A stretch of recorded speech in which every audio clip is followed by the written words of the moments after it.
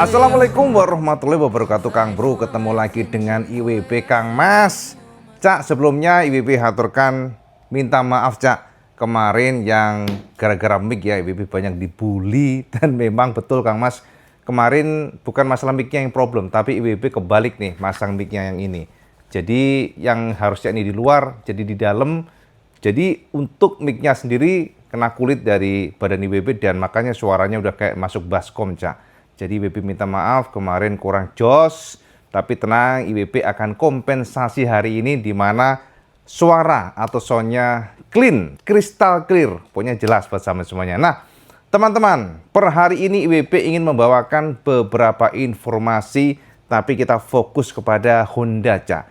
Bagaimana usaha Honda berusaha untuk menarik perhatian Marc Marquez karena mereka tahu kunci bagaimana mereka bisa membawa Marquez adalah mereka harus memiliki performa luar biasa. Mereka harus bangkit dan mereka harus bisa menunjukkan bahwa senjata 2027 maksudnya itu adalah senjata yang nggak salah.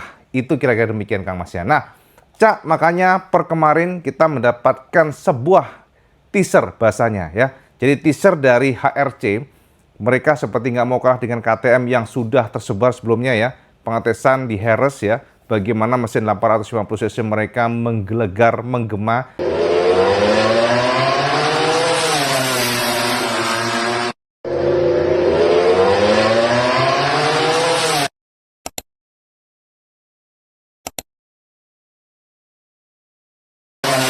Dan ternyata Kang Mas jebule Cak, per kemarin juga HRC mempertontonkan suara teaser ledakan tenaga, ledakan power, ledakan exhaust dari RC213V versi 2027. Jadi versi yang 850 cc dan ternyata Cak, suaranya benar-benar garing Mas. Suaranya ini memiliki kemiripan yang sangat kental dengan RCV sekarang, tapi memang kalau kita mendengarkan secara seksama, ada desisan yang berbeda.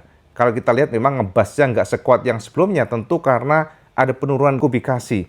Yang sebelumnya 1000 cc menjadi 850 cc, dan itu juga cukup terasa Cak. Pada saat kita mendengarkan, pada saat kita melihat secara seksama, desisan tersebut memberikan gambaran ke kita bahwa bagaimanapun engine 850 cc memang berbeda dibandingkan dengan 1000 cc. Nah, penasaran kan seperti apa suara dari New RC teaser yang dipertontonkan HRC kemarin, dan inilah ledakan suara ya exhaust dari 850 cc New RCV generasi 2027 dan sampai itu saja di sini Cak teasernya Cak. Ini adalah official ya, official Instagram HRC yang memamerkan mesin RCV 850 cc. Ini adalah salah satu cara Honda untuk mencoba jabanin KTM yang kemarin sudah mengetes juga. Sepertinya memang ada strategi dari mereka untuk saling mengintimidasi, disebut sebagai the first sound of new era. Dan teman-teman sampean bisa dengarkan suaranya yang memang masih serak-serak seperti 1000 cc RCV. Cuman memang ada karakter yang sedikit berubah dari sini yang lebih kecil. Kalau kita perhatikan seksama maka letupan dari raungan knalpotnya lebih kecil. Tentunya Cak, karena 850 cc sedikit lebih kecil kubikasinya pasti berbeda. Walaupun secara kasat kuping ya bahasanya Cak, secara telinga kita dengarkan memang sangat identik. Kita coba dengarkan ya suara ledakan knalpot dari RCV yang dipamerkan oleh HRC MotoGP, dan ini suaranya Cak.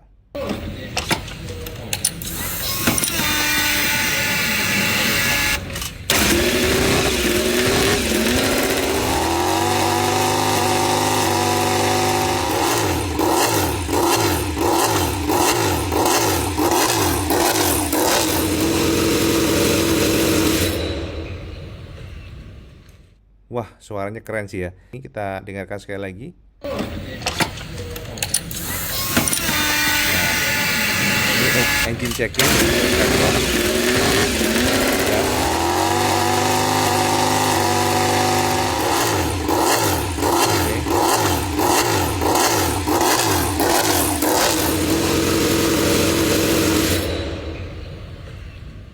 Kalau sampai nanya ke IWB, bagaimana sensasinya? Sekali lagi suaranya memang memiliki kemiripan yang luar biasa New RC dibandingkan dengan yang Next 2027 RCV 850 cc dibandingkan dengan 1000 cc sekarang memang nyaris identik, tapi ada sedikit perbedaan dari karakter untuk desisan kayak apa ya, kita susah menjabarkan ya, telinga aja Cak yang bisa menangkap. Tapi secara general artinya Honda masih menggunakan konfigurasi engine Big Bang, di mana mesin ini Big Bang ini lebih terkontrol, power delivery-nya lebih terprediksi, dan itu adalah salah satu cara Honda untuk mencoba tetap mengoptimalkan engine mereka ya, engine yang sudah powerful nantinya. Dan WP yakin memang ini adalah tujuan Honda. Honda ini memiliki sumber daya sangat besar dan pasti itu adalah salah satu modal kuat bagi mereka untuk bangkit di 2027. Nah, teman-teman, tentu tidak afdol kalau IWB nggak jabarkan kesamaan semuanya. Apa sih perbedaan regulasi 2027 dibandingkan dengan sebelumnya? Nah, ini adalah kuncinya Mas ya. Jadi sampai yang mungkin tidak tahu ya, IWB harapkan dengan melihat video IWB ini sampai jadi tahu, sampai jadi paham apa yang berbeda dari versi 2027 nanti. Selain dari engine-nya yang lebih kecil, turun dari 1000 ke 850 cc, dan perbedaan pula dari kapasitas tangki dan juga bobotnya. Ini banyak Cak, jadi nggak hanya kita ngomongin engine kubikasi lebih kecil, enggak Cak, termasuk juga bobotnya, tangki BBM-nya, maksudnya untuk kapasitasnya, dan juga homologasi mesinnya, plus beberapa poin yang sama bisa intip detailnya di sini Cak. Ini adalah gambaran kesamaan semuanya untuk memberikan pencerahan bagaimana tahun 2027 yang tentu semua pabrikan sudah menyiapkan new engine.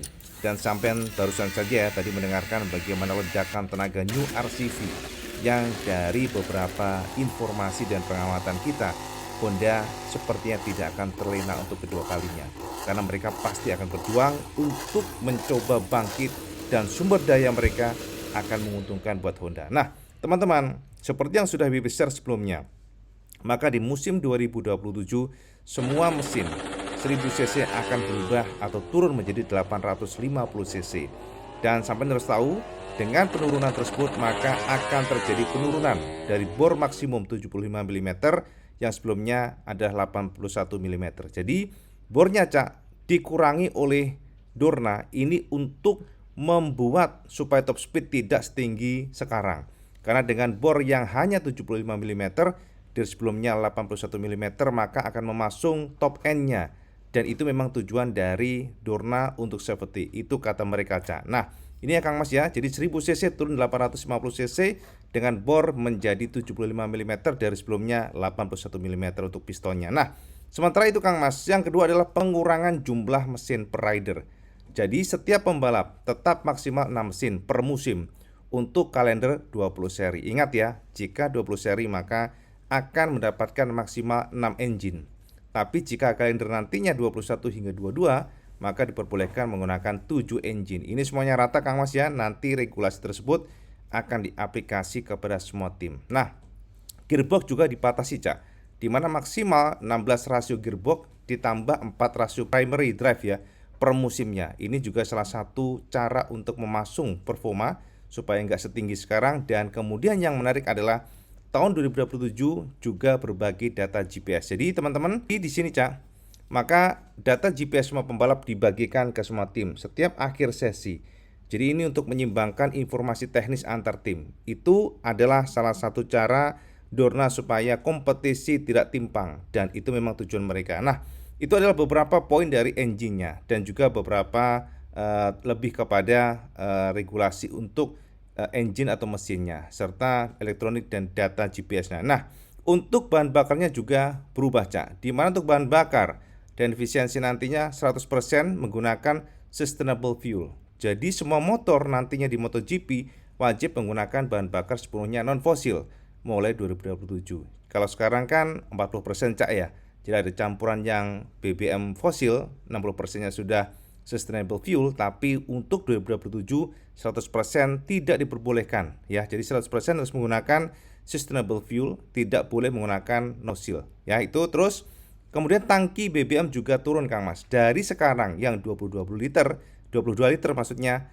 Nah, untuk 2027 maka akan turun menjadi 20 liter untuk race biasa, sementara pada saat sprint dari 12 liter sekarang menjadi hanya 11 liter untuk sprintnya. Ya, jadi teman-teman artinya memang harus ada kalkulasi dari para tim supaya BBM tersebut bisa mengoptimalkan yang pertama adalah performa dan yang kedua adalah supaya enggak bahan bakarnya ya kehabisan di tengah jalan, karena memang kalkulasi tersebut sangat penting mengingat kalau engine power besar maka biasanya membutuhkan BBM yang rakus, dan itulah tantangan dari para tim untuk menyeimbangkan segalanya. Jadi memang turun 2 liter Cak untuk race fuelnya hari Minggu, sementara untuk sprint hanya turun 1 liter. Oke, next kita lihat aerodinamika. Nah, ini Cak, aerodinamika ada batasan aero yang diperketat pastinya Cak.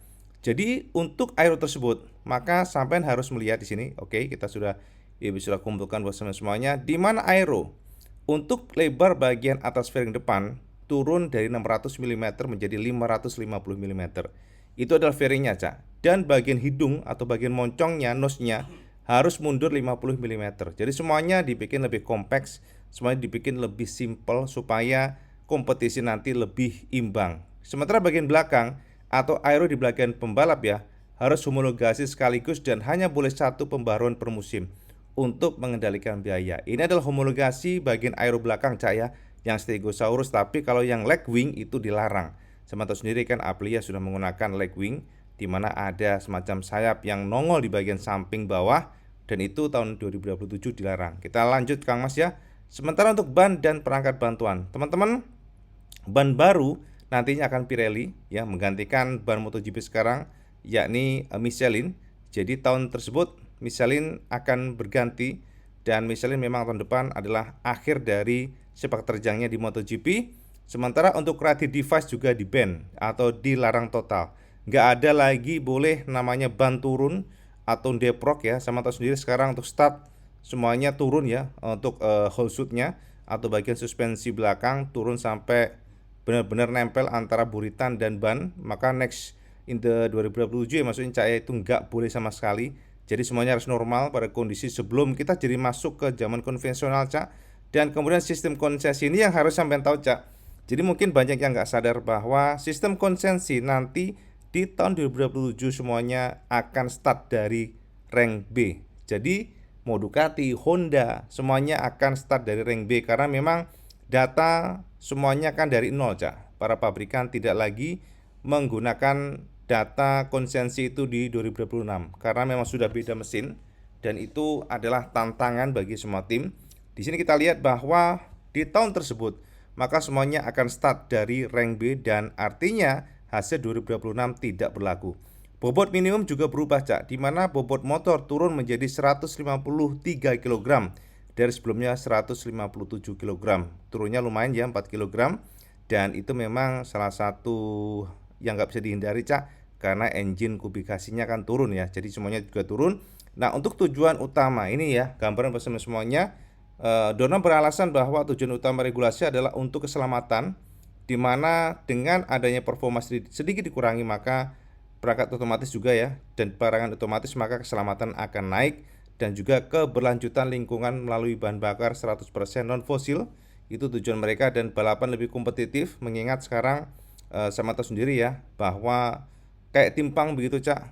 Kalau enggak ya aeronya kan semakin, sama tahu sendiri kan Ducati sangat kuat di aero, dan pembagian data juga dilakukan ya supaya kompetitif, dan kontrol biaya juga masuk dalam hal ini. Nah, ini adalah gambaran bersama semuanya, dan ini data untuk memudahkan sampean, di mana regulasi 2026 masih 1000 cc, regulasi 2027 sudah 850 cc. Untuk jumlah silinder sama Cak, 4 silinder 4 tak pastinya. Bornya sudah dikurangin dari 81 mm menjadi 75 mm. Jumlah mesin juga dikurangi Cak, dari 7 mesin sebelumnya menjadi 6 mesin, tapi jika serinya 2122 tetap ya 7 mesin juga. Berat minimum motor juga berkurang menjadi 153 kg dari 157 kg, sementara bahan bakar juga yang sekarang 40% non fosil, tapi nantinya pada 2027 semuanya harus menggunakan BBM non fosil, sustainable fuel, dan kapasitas tangki juga berkurang 2 liter dari 22 liter menjadi 20 liter, sementara tangki untuk sprint race turun 1 liter dari 12 liter menjadi 11 liter. Lebar fairing juga dibatasi ya, jadi 550 mm. Sementara untuk posisi fairing juga dimundurkan 50 mm. Semuanya memang ini angka-angka ini memang kayak minimalis tapi berkaitan dengan top speed, dan juga untuk aerodinamika bebas dikembangkan sekarang, tapi nantinya harus homologasi hanya plus ya. Jadi diperbolehkan setelah homologasi Toh di tengah jalan nih, tim ternyata menemukan sesuatu yang menarik, maka mereka boleh mengganti aerodinamika belakang satu kali saja per musim. Rated device totally dilarang ya, sekarang kan diizinkan. Whole suit device juga dilarang sama sekali, dan sistem konsensi nantinya riset semuanya mulai dari rank B. Itu kira-kira ya Kang Mas ya, beberapa informasi mengenai 2027 dan bagaimana persiapan para tim yang sepertinya sudah sangat siap, khususnya Honda dan juga KTM. Piye Mas? Wes padang jinglang ya, gamblang Kang Mas. Jadi sama sudah tahu sekarang, yang mungkin teman-teman belum paham atau teman-teman lainnya yang nggak ngerti, sama bisa share video IWB ini untuk memberikan gambaran ke mereka semuanya apa yang berbeda di sini. Jadi artinya Kang Mas, new engine ya, new regulation, tidak boleh rated device dan sebagainya, aero diatur untuk ukurannya, termasuk juga banyak berubah dari Michelin ke Pirelli, tentu akan membuat perbedaan. Dan jujur Cak, kalau dari kacamata IWB sendiri sebagai penggemar MotoGP, bagaimanapun kalau kita memperhatikan, memang saat ini Eropa menguasai dari kacamata pribadi IWB dan juga data statistik. Nggak bisa bohong, Cak. Dan teman-teman, ketika regulasi ini akan berlangsung, akan dimulai, ini artinya semua tim akan memulai dari nol. Dan ingat, Cak, Ducati ataupun pasukan Eropa, mereka memiliki keuntungan atau advantage dari sisi aeronya. Ingat Mas, pabrikan Jepang adalah pabrikan yang lambat merespon. Honda, Yamaha seperti menyepelekan di masa lalu. Mereka seperti cuek. Mereka seperti ya nggak peduli karena mereka merasa dengan paket yang ada itu sudah sangat mumpuni. Akan tetapi mereka nggak sadar. Dengan mereka santai tersebut, ternyata mereka ketinggalan jauh dari sisi manapun, khususnya aerodinamika. Makanya mereka merekrut beberapa technician dari Eropa ya.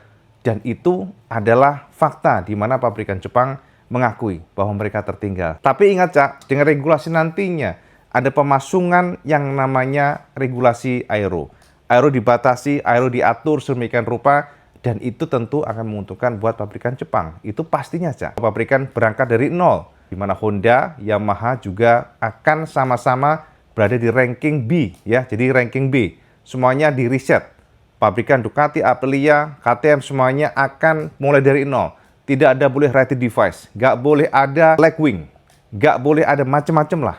Dan itu akan menguntungkan pabrikan Jepang, di mana tentunya Cak, dengan kubikasi mesin kecil juga menguntungkan pabrikan Jepang. Kenapa? Powernya Mas. Sama tahu sendiri ya, power dari Ducati, Aprilia, KTM adalah power yang sangat besar pada saat 1000 cc. Dan ketika 850 cc plus bore-nya diatur, maka akan membuat keuntungan tersebut juga berkurang. Dan teman-teman, kalau sampai membuka masa lalu, di mana ketika semua engine ya di MotoGP dulu ya 950 cc turun ke 800 cc, pabrikan memang mengeluh bahwa mereka tidak bisa meraih top end dengan baik. Mereka nggak bisa nge-push motornya, top speednya tertinggi nggak bisa. Dan apa yang mereka lakukan adalah optimize cornering speed. Nah ini dia. Jadi WP yakin nantinya di tahun tersebut 2027, maka mereka akan mengoptimalkan cornering speed. Maka yang jago adalah Yamaha, Kang Mas. Secara tradisional, sasis Yamaha adalah sasis yang bagus banget. Secara tradisional demikian. Walaupun tentu keuntungan inline 4 di masa lalu hilang karena mereka menggunakan V4. Tapi IWP cukup percaya diri bahwa sasis Yamaha, DNA-nya yang memang bagus, di tikungan seharusnya nggak hilang. Makanya kita harus pantau seperti apa nantinya itu dari Yamaha-nya. Sementara untuk Honda, Cak, sama tahu sendiri ya, Honda adalah pabrikan dengan sumber daya yang luar biasa, dengan kondisi di mana mereka nggak akan mau mengulangi kesalahan, di mana mereka terlena, maka di tahun 2027, dari kacamata IWB mereka sangat siap. Beda dibandingkan dengan masa lalu ya. Jadi itu analisa IWB, beberapa informasi, dan juga kalau sama nanya bagaimana pabrikan Eropa IWB, mereka akan dirugikan karena pemasungan aero akan membuat keuntungan mereka, di mana mereka start lebih awal kan pengembangan aero dibandingkan pabrikan Jepang, sia-sia Cak. Sebab semuanya akan dipasung, semuanya akan diatur. Aero dibatasi walaupun boleh, tapi tetap ada kalkulasi di mana semuanya tidak boleh yang over ya. Itu akan kita lihat seperti apa nantinya ya. Teman-teman, jadi itu update Iwan Banaran Cak. Apakah usaha Honda untuk mendekati Marc Marquez nantinya akan berhasil?